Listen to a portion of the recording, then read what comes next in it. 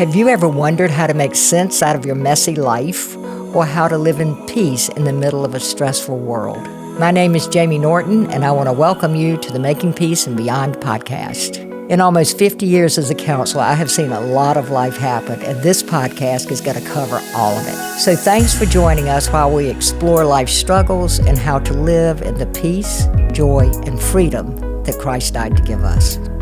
One of the things I love about what I do with the podcast is I get to talk to people I really care about. And today, Raman, I'm so glad you're here. Raman is one of my favorite people. He's an anomaly. He is a recovering Christian psychiatrist, which is probably maybe the only one of two or three in the world, but he is a delight, and we have been friends, and I just admire and respect his professional abilities and also admire and respect him as a man and as someone who is willing to be who he is, and I just welcome you here. Thank you for showing up. So honored to be with you, Jamie. I'm pleased that you asked me. Tell people a little bit about yourself and why you do what you do. Okay. Yeah, I never expected to be a psychiatrist. I tell you that. It wasn't even on the list of possibilities when I was thinking about medical school or anything like that. Back then, if I would have had Google, I would have Googled the highest paying specialties and picked one of the top three, whichever one of those three I liked the best.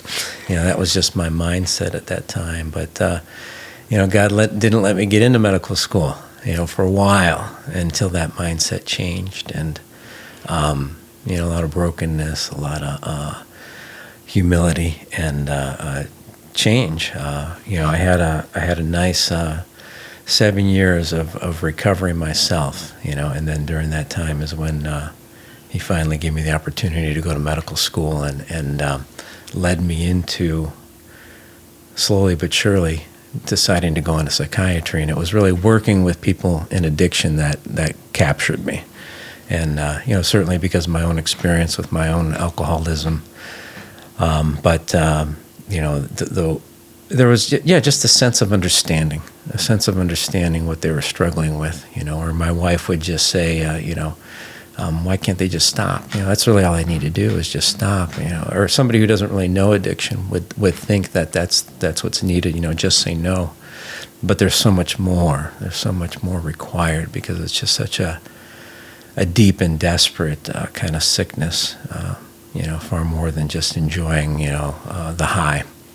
But, so working with a cocaine addict that was suicidal on one of the units during a psychiatric rotation, made it clear this is what I was supposed to do. So I knew I was going to do addiction services or addiction medicine, and then following that path showed me that psychiatry was probably the best background to have. And then once I got into psychiatry, I found I really enjoyed all of psychiatry, not just the addiction, but most of my work has been, a mix of both. Yeah, that's one of the things we have in common is our recovery. In fact, that's how we met, was in a recovery meeting. So, and it's been a long journey since then, and we worked together a lot with different clients, and it's just it's so nice to have you there. And I think, like you, I have worked for so many years to help people to understand the complexities of addiction and growing up in addiction and being married to addiction, and just how broad addiction is. It's not just alcohol or drugs, it's so many other things.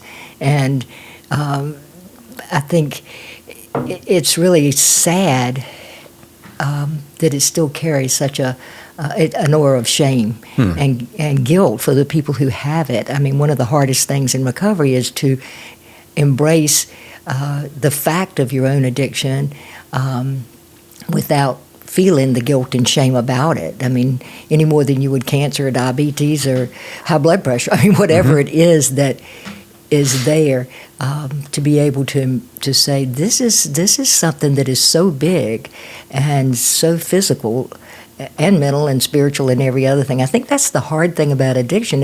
It's everything. It's an everything disease. It affects every aspect of being a human being. Absolutely. And it's so complicated, and it's like the elephant, wherever you touch it, it looks like that. The leg of the elephant's a tree, and the tail's a rope, and it's like, and the side is a wall, and so we find in the church, people tend to see it as sinful. In the mental health field, there's a tendency to see it as a symptom of something else. In the family, you're just bad. You just don't care. And so there's so many different definitions depending on what your point of view is. What I hope to do today is to really look at you have a clear way of talking about the physiology and also the rest of it. I mean, you understand the whole disease, and so I just really am looking forward to what we're going to do here. I appreciate that. Yeah. So I mean, like you said, it's when we start to look at it as something like diabetes or hypertension, and that's why you had me do that presentation about the disease model of addiction, and that's something we did do regularly at Oakview in the intensive outpatient program, is trying to help people help the people that are new in recovery understand that, hey, you got to see this for yourself as a disease, and that's so hard to do. That's so hard to come to as an individual. I think even for myself, it was easy for me to consider disease in others, disease in my patients. But when it came to myself, no, it was just so steeped in regret and shame and guilt and all the hurt that I'd caused others, ignoring the hurt that I'd caused to myself even. So it really took me, even as a clinician, a long time to accept it as a disease in myself.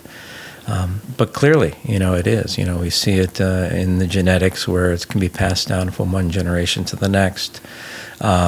We see it in the physiology and the changes that it causes in the brain when you look at functional MRIs of, an active addict versus somebody who's, had some time in recovery versus the normal brain. So clearly there's, and then the experience of, tolerance, is clearly a biological phenomenon where somebody needs more and more to get the same effect. And then, when we start using, it does something good for us. It relieves this, anxiety and tension that we've been struggling with prior to that moment. And then, wow, it's like something a relief that we've never had access to before. I can just drink this and feel good, or I can just shoot this or snort this or whatever it is, or gamble this and get some joy juice, a little shot of dopamine. But the further we go down that path, then we get to the point where, we're starting to have those physiological consequences, where it was good in the beginning, and then as it progresses into an addiction, we get to the point where we're sick if we don't use, and at the end we're sick if we don't use, and we're sick if we do use, And, real double bind. Yeah, and then hopefully that's where we, hit our rock bottom and get that gift of desperation, the ability to finally come to some point of surrender and start seeking the help we need. But before that, I just remember being ashamed. I just remember being ashamed of myself, hiding the addiction, drinking before going to an outing, drinking before even going out to say hi to my wife, hiding the bottles while I'm drinking them while we're watching television, going out to the garage, going down to the basement, running out to the gas station, so all kinds of crazy stuff like that. And, she didn't give me a reason to hide it. It was my shame and guilt. But the more I hid it, the worse it got. The more I isolated, the more alone I was, the more I wanted to drink, the more terrible I felt. And the whole thing is just this, vicious cycle, this snowball that controls everything, it didn't matter. It didn't matter that I was neglecting my family. It didn't matter that I, was sick in the morning, couldn't go to work. It didn't matter that, I wasn't earning an income to support my wife and kids. I still couldn't stop. The consequences were not enough. I needed help. I couldn't just say no. I think for me, you mentioned a couple of things. I think I was probably, I've been sober over 45 years now, which is a long time, and it's older than most of the people out there. But it's like, But I remember probably 2 or 3 years into recovery, I was talking to a client and I said, "You have a fatal illness," and I heard myself, because I think even into recovery, I didn't understand what I had, and I thought, I have a terminal disease. I have something that's going to kill me and living inside me, and it was just shocking. And I remember just feeling like I can't show that right now, but having grown up in alcoholism, I remember talking about hiding. I didn't understand it then, but my parents would have company. Both of them ultimately died of their alcoholism. And so being among, and they were successful people, and their friends were successful people. So it wasn't the common idea of what an alcoholic is, because we were people who had stuff, but I remember they would have friends in, and they would have mixed drinks. And two things about that. One, my father would go to the kitchen to mix some drinks for the company, and he would be taking shots. He called it sink drinking. He would take a shot while he was in the kitchen, then mix a drink to come back and drink in public. And that went on. Well, a lot of his friends went with him, so it was not uncommon for the men to go back there, and some of the women. It was, but as a child, I was fascinated because the people I grew up with were very stiff and properly social, but I noticed that when they took that stuff, they loosened up and they started laughing and having fun. It looked like, and so I was curious, and we had a beach house, and they would give us little shot glasses full of beer. I mean, little orange juice glasses full of beer, really. And about half of us didn't like theirs, but I liked mine. And so I would get them to get theirs and then give it to me. And so, and then they would take the mixed drinks back to the kitchen. They would be diluted because the ice had melted. And I would drink what was left in the glasses. And I remember one time there was cigarette butts in the glasses or something. So I poured some out of the bottle, and it about choked me to death because I was so young. I had to reach up to the counter. I don't know, but it was always a fascinating thing to me. And I remember just starting to drink as a teenager, thinking this gives me safety from the chaos at home. This gives me. I can be less shy. I can be more cute, and you don't realize that you're just drunk. I mean, you're not cute. Drugs are drugs. But we have this euphoric recall thing that says it was really great, and we romanticize it. And as a culture, we romanticize it. So we're swimming as a culture in so many things, and just to really say, wait a minute, this is not fun. When and you don't know whether you have a problem or not, because what I was doing was normal. I knew I was crazy. I knew I was bad. I knew I did stupid stuff when I was drinking, but I didn't get it that I was an alcoholic, because when your normal is abnormal and you make normal adjustment to abnormalcy, guess what? You become abnormal. And so that's what was happening to me. And it took a God intervention to really help me to, because I was working in mental health. I was married to a psychiatrist who was also an alcoholic and drug addict, and we were living on the campus of a psychiatric hospital in the early 70s and making marijuana brownies for staff picnics. I mean, it was nuts. I mean, you had to shake your keys to show you weren't a patient. I mean, it was so bad. And God just intervened, and I went to the first program on alcoholic family systems therapy in 1978. So, and it changed everything because finally I knew what was wrong, and I jumped on it. Started beating the system up with, "This is important. You need to listen." But anyway, it's been a long journey.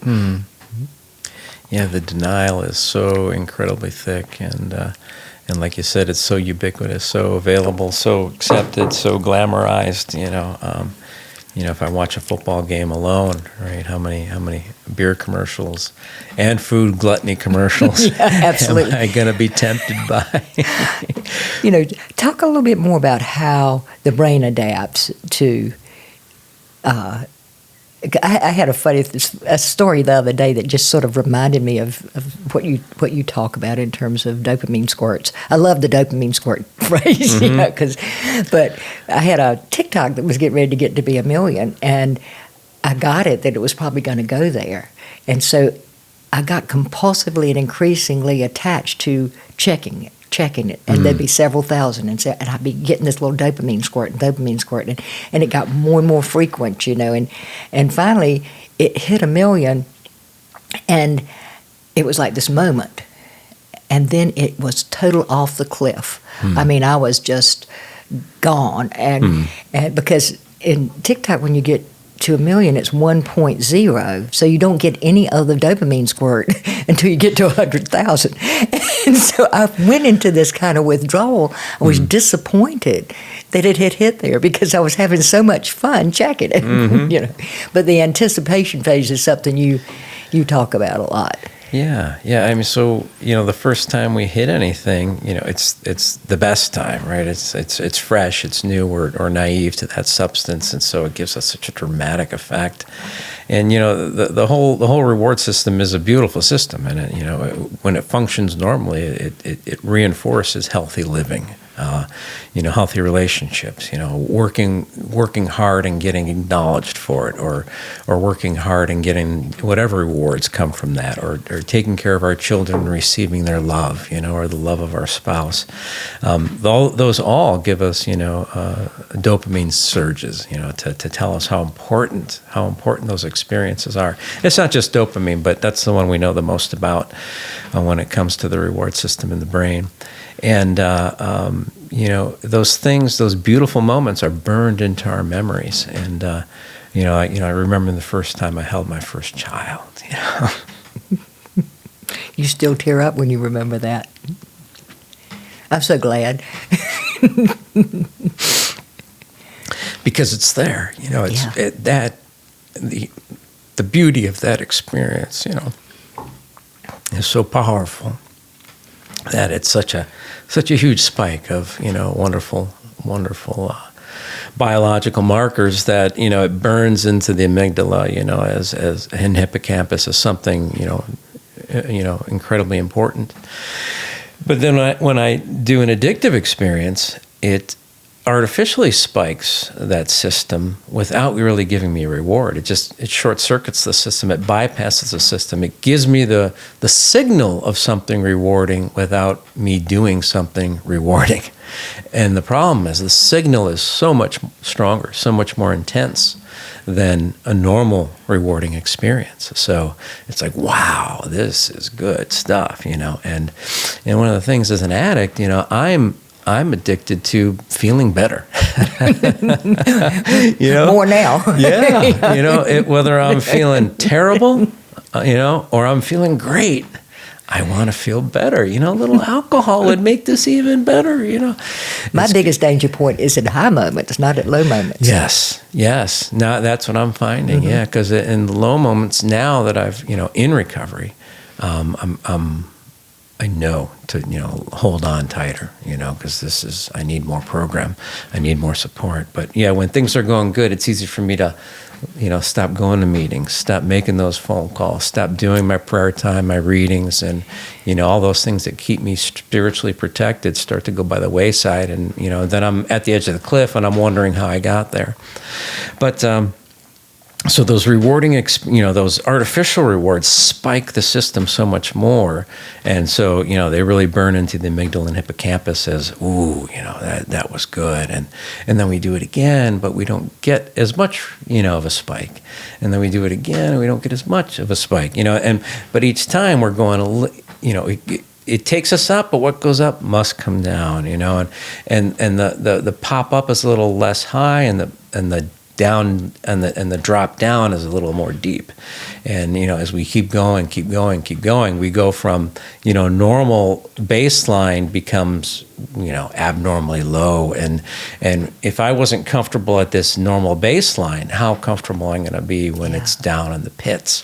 I'm going to be so much more drawn to something to help me feel good. And then before you know it, we're at that point where we're using, people will tell me I had to use heroin, I had to snort heroin just to be able to get out of bed and get to work, just to be able to function. They're not even trying to get high anymore. They're just trying to be able to function, just to get by for the day. And we tell ourselves, tomorrow, I I gotta survive today.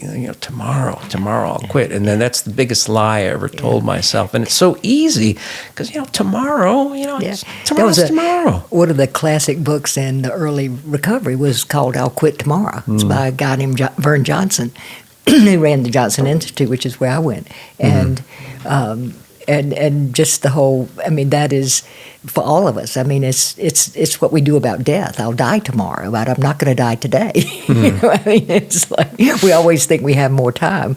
We can do it at another day, and one day never gets here because whenever you wake up, it's today. Yeah. So it's really, but it is. I mean, there is this idea that people have that, and I wanted to just do a moment there, is that people who are alcohol and drug addicted don't work, and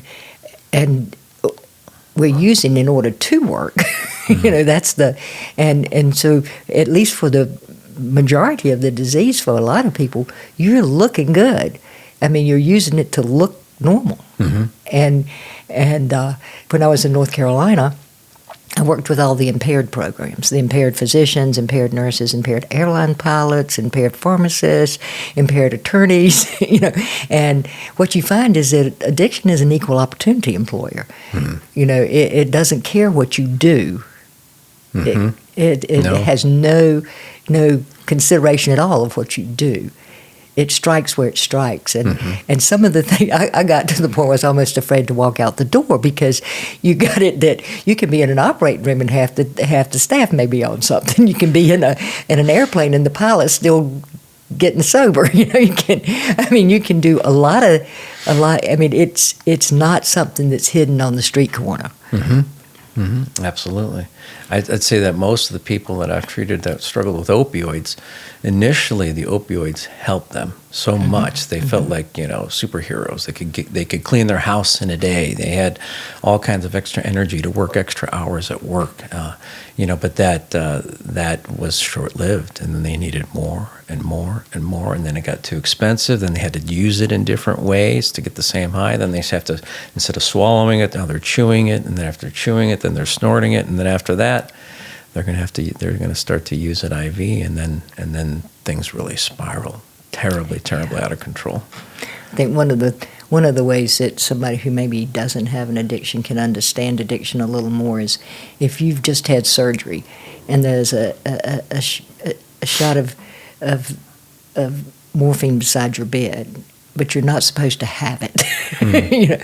How much are you going to hurt before you go there? And so part of staying away from it is learning to work a program of recovery. And you mentioned what you have to do, and I know what I have to do in terms of keeping myself at that level of okayness.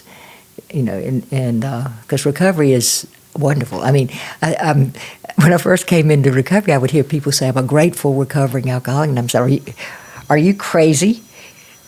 How can you be grateful? How can you be grateful for that? There's no way that you could. And now I think I am, because I think I could have, having been a child of an alcoholic, there was a lot of me that was not okay, that was stuffed down. And I think I could have circled that black hole inside myself for a long time had I not had something that brought me to my knees. Yes. Something that made me surrender. Yes. And found, number one, Christ. I mean, I had grown up in the church and had decided that God either didn't love me or was impotent or didn't exist, and so, went on my own way. Thought I had failed Christ. Thought I had flunked Jesus. It was, but forced to come back in a humble way and know Him in a different way. Forced to join a community of people that were vulnerable and able to talk about what their life was like.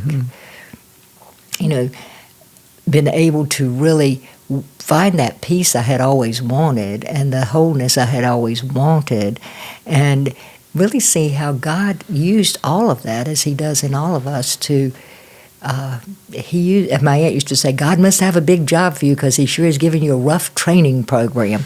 and I look at how God has used everything that ever happened to me to help others, to reach others who are still hurting.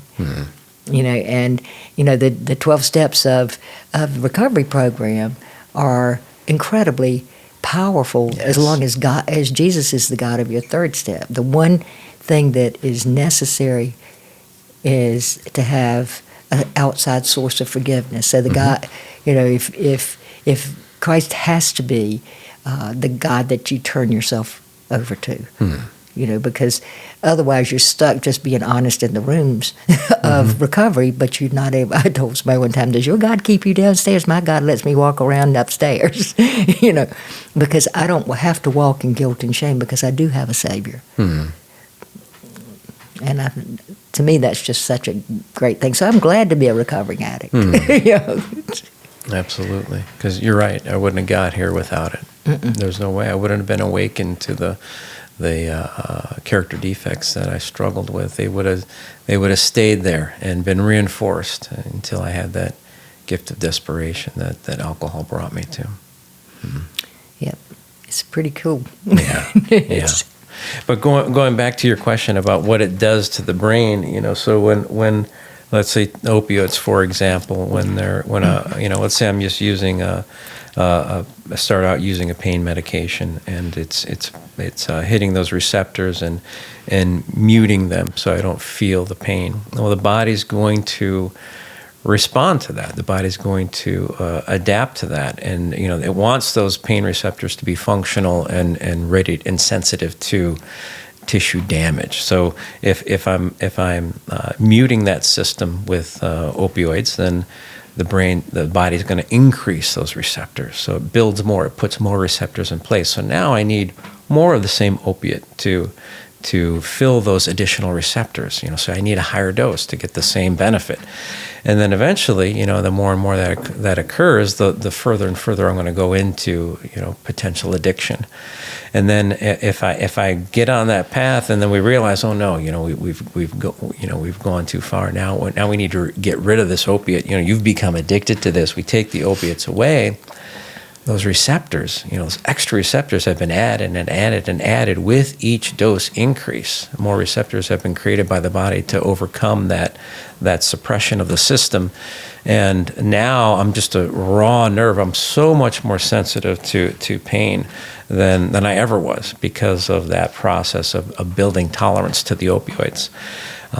So in the beginning, I come in terribly overwhelmed and sensitive and hurting, and I'm going to need all kinds of support to go through, initial detox, but also, just after detox, however short that is, right? It's shorter and shorter now.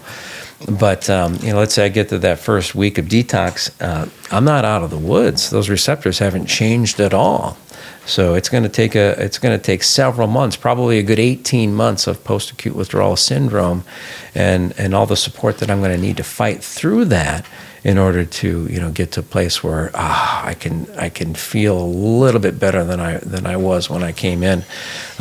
We don't even think that it gets all the way back to normal. It depends on how much we've been using, how heavily, and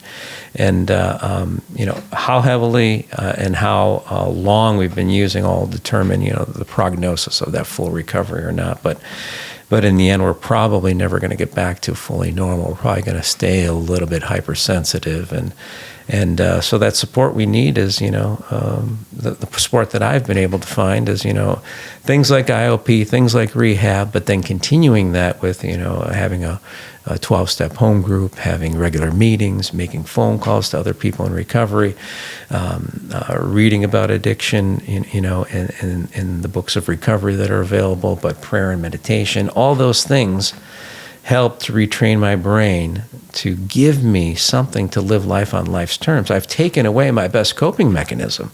So now what? How do I live life? I halted my emotional and spiritual development at whatever age I started using that alcohol as my coping skill. When that became my coping skill at 14 years old, my emotional development halted. Didn't go any further. So when I got sober, I was a man with a 14-year-old mentality when it came to emotional tolerance and emotional wellness. And that doesn't work well when you're in your 40s and you've got a wife and 2 kids and 2 more coming. It took a whole lot of parenting parenting from others in recovery, parenting from you as my therapist, to bring that child, that 14-year-old alcoholic child, up to a place where he could start to be a father again. You know? It's so, I think another really common misconception is just stop using, and then everything will be normal. Oh, no. And another friend of mine said one time, Al Mooney, who was also an addiction medicine specialist, used to say, sobriety is a condition in which recovery can begin. You can't begin recovery while you're still using, but it's a condition in which detox is just getting you prepared for recovery. It is not recovery. And that's one of the big things. That was one of the big problems with managed care for a long time, too, is that they can't understand that now you're clean, you don't need to be here. and now you're just getting here. You haven't even been here until now. But that's a really common misconception. And to really know that also it's not just alcohol and drugs that increases that. I mean, we have sex addiction, we have food addiction, we have all kinds of things that we go to for satisfaction because our most usual default system is not available anymore. And so a lot of what we do in Making Peace and Beyond is really look at some of the false beliefs and the misconceptions and some things that have to do to take that wounded, stumped child and help them to grow and become the person that God intended them to be in the first place. And part of that is, it's interesting because in recovery, we do the very thing that God created us to do. Yes. We are transparent. We're vulnerable, as we were in the garden. I mean, that was what being naked meant in the garden. I mean, they were naked. They were vulnerable. They were helpless. They were dependent, and to be with each other. I tell people sometimes I think Jesus left the 99 to go after the one because he thought the 99 could handle each other. For a while. The body of Christ is much bigger than one person. The one sheep is lost, always. And so to really look at that, to be able to reach out and help those who don't know where they are, don't know what to do, to say there is a way back. I think if I had to say what I would like for my epitaph to be, it would be there's a way back, I mean, because God doesn't give up on us. He's there. We're all prodigals, and I love the sentence in the prodigal son story that he came to his senses, and it's like, because that's what we have to do. Yes. He came to the end of himself and realized he needed his Father. And that's a beautiful story of that. But meeting together, being humble. Humble gratitude is such a great way to think about life, because we are so blessed. And it's just, and to share with each other in a real way rather than this fake person we made up to present well, is such a good thing, so I just am really grateful that, and I think the way, what you offer in terms of your understanding of the physiology is so important. It's so little known to the general population. We just have this weird idea of what we're dealing with, and it is a medical issue that most people do not recover from. I lost both parents and both husbands to it, and it's not easy. And they were not ill-educated people. They were not people who didn't have gifts to give, but just we didn't know. And we didn't know what we didn't know. Yeah, knowing the reality of how much it damages our brains and bodies is really helpful to have patience during that time of early recovery. Those first that first 12 to 18 months is really, really the critical part where we need the most intensive support available to us. We don't ever stop needing the support, but we certainly need a whole ton more in that beginning because it is so difficult. But to know, hey, this is normal, and this is why it's normal, because my brain is going to take a while to recover, my liver and everything else is going to take a while to recover. it makes more sense to be able to hang in there, understanding that piece. Yes. Understanding that, hey, yeah, it's going to be rough, and it's going to be rough for a while. Yeah, you put the drink down, you put the drug down, but your body is going to take a while to recover, and that's okay. You just continue to do what you need to do one day at a time. You hit your thumb with a hammer, you can throw the hammer away, but your thumb is not well. And you hit your brain with a drug, you can throw the drug away, but your brain is not well. Well, is there anything else you'd like to add before we sign off here? Yeah, there's so much, there's so much in recovery that we could talk about. I guess for me, one of the other pieces that I would talk about biologically to help reinforce the reality of the need for that recovery support is, the prefrontal cortex of the brain, which is part of the reward system as well. It's part of our executive functioning and decision making. It thinks about consequences. It thinks about, what is it going to mean if I go through with this choice? In addiction, that those brakes get ignored. Those brakes get ignored. We know that this isn't going to be good, but yet we ignore that and we continue to do it. So as I ignore that, it's a use it or lose it kind of thing in our bodies. And as I ignore throughout my active addiction, ignore the brakes, they become pretty useless. Mm-hmm. And so when I'm in recovery in the beginning, my ability to decide is very, very limited. My ability to decide. How many times did I swear I was never going to do that again, Exactly. And I woke up Saturday morning, I swore I was never going to touch another drink, another drop. And then, 4 hours later, I'm forgetting all about that and I'm at it again, Maybe I get a week or two, but that was unusual. Usually it was, half a day. Usually just half a day, and I'm back at it, forgetting all about my resolve, my absolute promise and oath, And it wasn't. You meant it. I meant it as much as I could mean anything, but it didn't stick. So when we come into early recovery, that prefrontal cortex is not well, and so.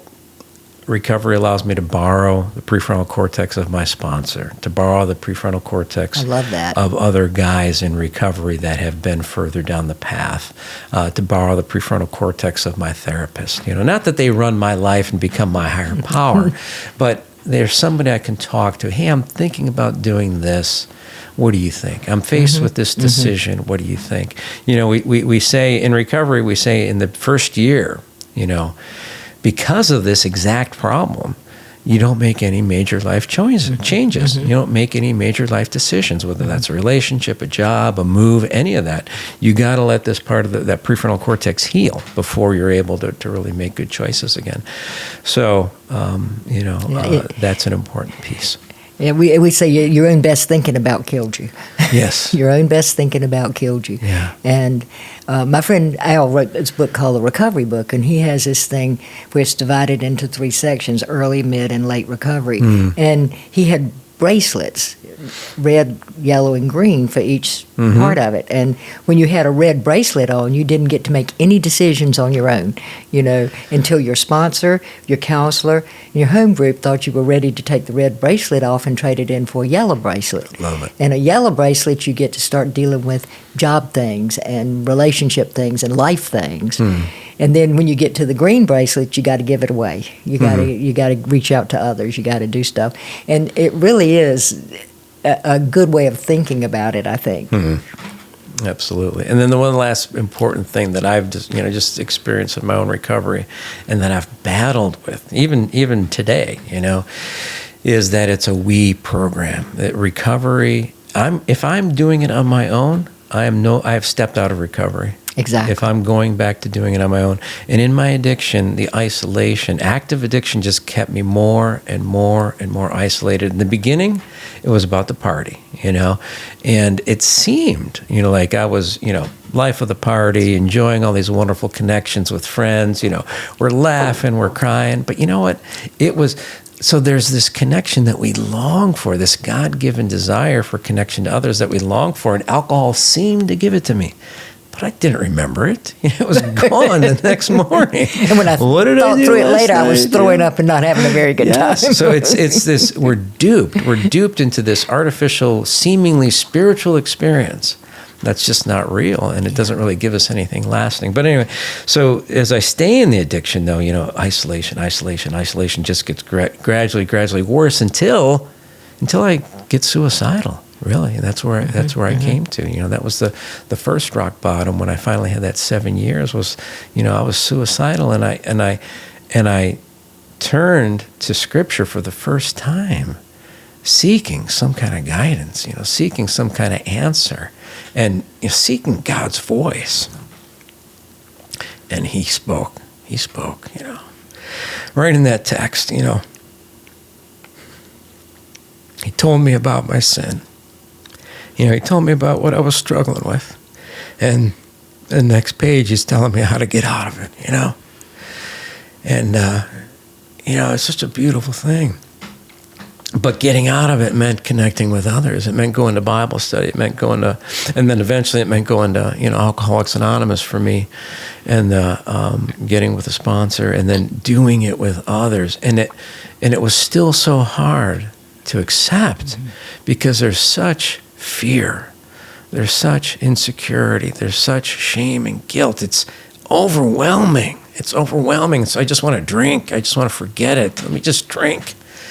And, but, then, we get to the point where we realize that's not the answer anymore. Like you said, the end of ourselves, the end of our ability to keep lying about doing it on my own is going to work. The end of ourselves realizing I don't have what I need. I can't, that God can, I'm going to let Him. Those first step 1, 2, and 3. But in the program, it's so still easy for me to choose to isolate. Even though I know better, even though, I've now, in my current recovery, I just hit, just came over 10 years, and that's 10 years of working with people and in a program where they're helping me in my recovery. But even after all that and working the steps, it's still, I can still choose to do it on my own. I can still, take over the steering wheel instead of letting God have it, and it's so hard. It's just part of our human nature. I got to surrender, and hopefully we get better at staying surrendered. One of the things that I think is so important with what you're saying is, one of the unfortunate things in many churches is we go 1, 2, 3, 12. I can't, God can. I'm going to let Him. I'm going to tell everybody. We don't go through the middle steps. I did that. And the middle steps are essential for healing. We have to look at ourselves. All the contempt. Every addict I've ever worked with, every alcoholic I've ever worked with, feels contemptuous about themselves. They hate themselves, and they. And I know I did. I totally believe that nobody could really love me as me, And in the 4th and 5th and 6th steps, what we're doing is writing down all of the things about ourselves, and then really looking, allowing God, self to see that, God to see that. God didn't read anyway, but telling one other person, because that one other person is essential, because we're so disconnected from people that telling somebody our story, being totally vulnerable with somebody, and looking into the eyes of acceptance reconnects us with human beings in a way that, if we don't do that, we will never reconnect. We'll just go ahead and build a whole nother self. Now I'll be a religiosity person. I'm not going to really be real, but I need to be vulnerable and look into the eyes of acceptance in order to feel like maybe I can have relationships with other human beings. And that's a very important kind of a thing for all of us, is to get honest and vulnerable. Intimacy is just into me see. Yes. It doesn't mean, we are vulnerable, we are needy, we are limited and dependent on each other.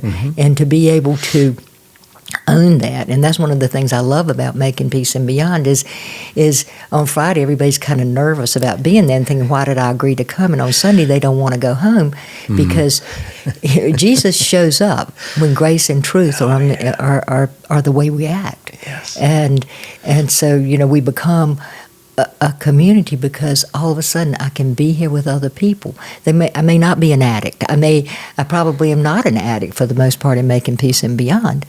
But what I am is somebody who's been hiding, who created a being created a self, and God does not love our created self. The self that I created, He does not love. He just loves the one He created. And I think that's why both of us love recovery, is because we get to be a person in community and just be who we are. Yeah, I mean, you said some of those people might not be addicts, but the reality is we all struggle with some kind of addiction. All of us. We all have all kinds of false idols in our lives that get in the way of our relationship with God, ourselves, and others. And 12 steps can be applied to anything and anybody. And making peace can be applied for healing for anybody. Any human being, needs those kinds of beautiful processes of clearing the wreckage of our past. With the 12 steps, I can get right with God so that I can get right with myself, so that I can get right with others. In my addiction, I got that backwards. I got that backwards. I'm trying to fix others. I'm not even thinking I need to get help with my relationship with self, because that's perfect. And God, I'll reach out to Him when I need Him. He's break glass in case of emergency. But it's all catawampus, and I got to flip that in recovery and finally get to do it in a way that works. Yeah. I love being with you. We may have to do this again sometime. I'd appreciate that. Yeah, I love the reminders. It's good to, delve into these things and talk out loud about them, because I need to hear it. I need to hear it and remember what's important. Thank you so much. Thank you, for being really you. Appreciate you. Thank you so much for joining us today. If you enjoyed this conversation, please like and subscribe, leave a review, tell your friends, and join us on all of our social media channels. Thanks again, and God bless you.